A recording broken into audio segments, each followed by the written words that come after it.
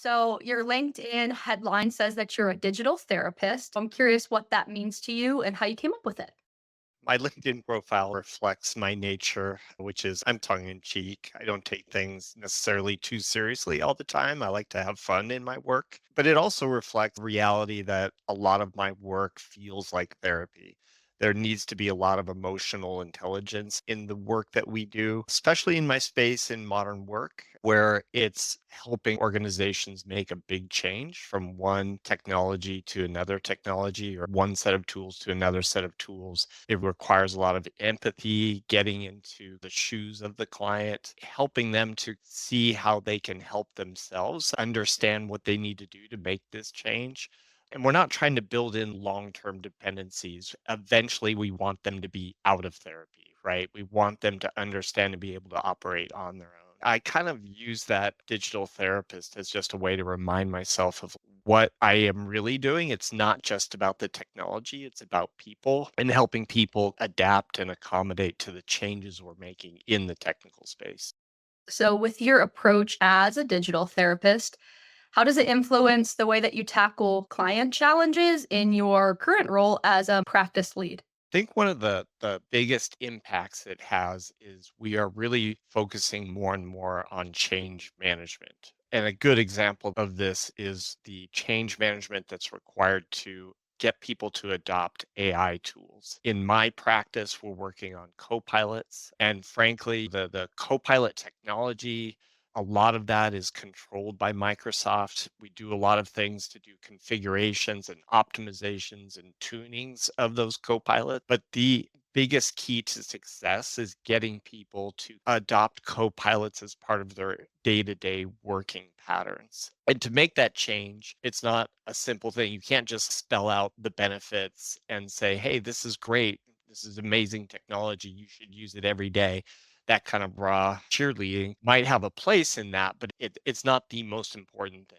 It's really delving into the psychology behind how do you make those kind of changes? How do you help people see that, oh, yeah, this would actually be a really good thing for me and not feel threatened by it? How to understand AI as another tool in the toolbox and not as an entity that's coming to get your job. And Microsoft's been doing a good job at complementing that by really emphasizing, hey, this is an assistant, someone that can help you do these cognitive tasks a little bit faster. That's how it impacts the concept of digital therapy, I think works really well for the modern workplace, in my opinion. Awesome. Thanks, Chris. So, shifting gears a little bit, you are based in the Pacific Northwest. What I are am. some of your favorite things about living there?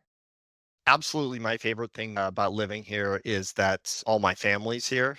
We've been in the Pacific Northwest for a couple generations now. I've got cousins and uncles and aunts and parents, and my kids are here, and soon I'll hopefully have grandkids, and they all seem to stick close by. My daughter just bought a small farm in wine country, and we're going to start doing some organic farming out there. My other daughter is a civil engineer, and she's working on mass transportation projects in the Portland area. I'm super proud of the work that they're doing, and being able to be part of that and see them on a regular basis is really valuable to me. Of course, access to the outdoors, I can go on and on about that because Portland, I think, is just wonderfully situated. Deserts, oceans, mountains, lakes, rivers. We get to go out and play every weekend. From a lifestyle perspective, Portland's a wonderful place to live if you enjoy the outdoors. Despite the reputation for rain, there's still a lot to do in the kind of 8 month long winter that we have. I don't let that stop me, but if you can get used to that, then it's actually quite wonderful. Yeah, wonderful place for outdoor enthusiasts, for sure. Last question. Can you share a piece of advice that's been a guiding light throughout your career? Being authentic is something I've tried to do in my career, not try to pretend to be something I'm not or try to act in a way that I don't really believe. So I'm always saying, am I doing this because this is something I can really stand behind that I think is good for this organization? And is the work that I'm being paid to do really having a positive impact on our company, our client, our community? Just being real is important to me. Obviously, not just in your career, but in your personal life. I think it leads to greater satisfaction, greater emotional health, I will say, less internal conflict.